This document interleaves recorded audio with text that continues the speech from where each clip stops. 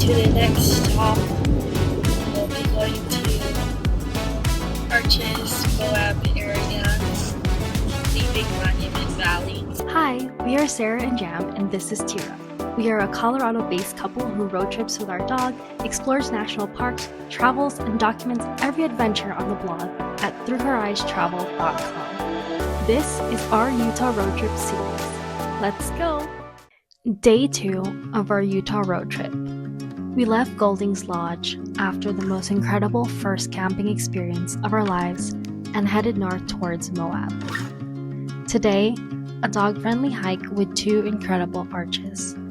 One hiding in the ceiling that most people missed, a scenic drive that honestly rivals any national park, and Arches National Park itself, where dogs face the strictest restrictions of the entire trip.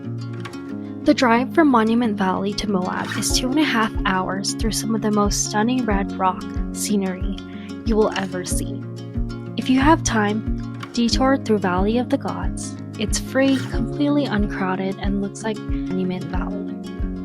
We also spotted Mexican Hat Rock Formation from the road. And yes, it's exactly what it sounds like. Before Arches, we did the Corona Arc Trail just outside Moab off Potash Road. And I want to tell you about this hike because it does not get nearly enough attention. The trailhead is near the Gold Bar camping area.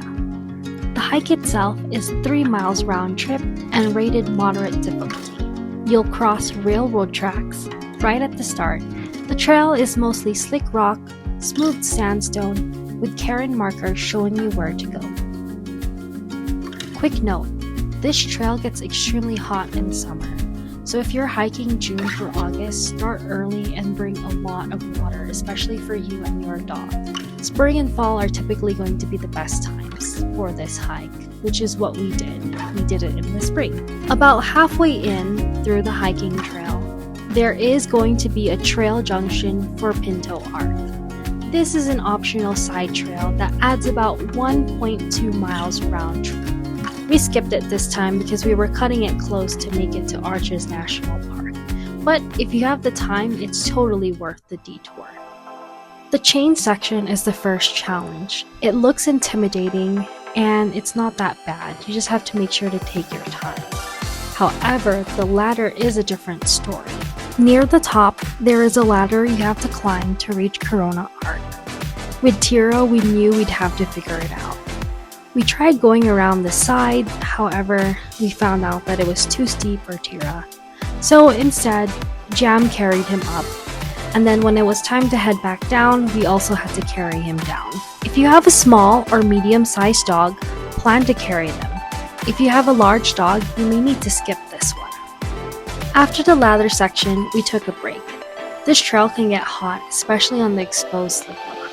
Tira needed water and shade, and honestly, so did we. This is where our dog gear was clutch. We brought a dog water bottle with a food container. It has a built-in bottle and storage for treats all in one. Bowtie Arch. Bowtie Arch is a pawhole arc carved into the ceiling of the rock above. It looks like a skylight. Most people walk right past it because they're so focused on making it to Corona Arc. Just know that it is before the Corona Arc. Finally, we make it to Corona Arc. It is 140 feet tall, 105 feet wide, and it is absolutely massive. And because it's BML land and it's not inside a national park, it is way less crowded than anything you'll see at Arches. So, this trail is definitely worth it. After Corona Arc, we headed into Arches National Park for the afternoon. I have to be honest with you about Arches and dogs, because dogs are not allowed on any of the trails in Arches National Park. Dogs are allowed in the car at parking lots. We are now doing the Arches Scenic Drive. So we took turns. One of us would hike to a viewpoint while the other stayed with Tira in the car, windows down, AC on. It's not ideal, but it is the reality of visiting Arches with a pet. We drove to the delicate arc lower viewpoint. There it is. Stopped at some stops.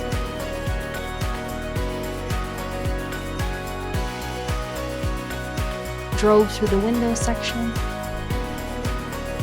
and this scenic drive itself is stunning even from the car. This is exactly why we built this itinerary the way we did, mixing national parks with a dog-friendly stop so Tira was never just sitting in the car the whole day. Tomorrow is our most packed day of the entire trip.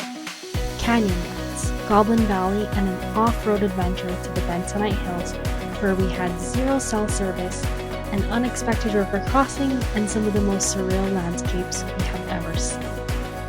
Full itinerary and free PDF guide linked below. See you on day 4.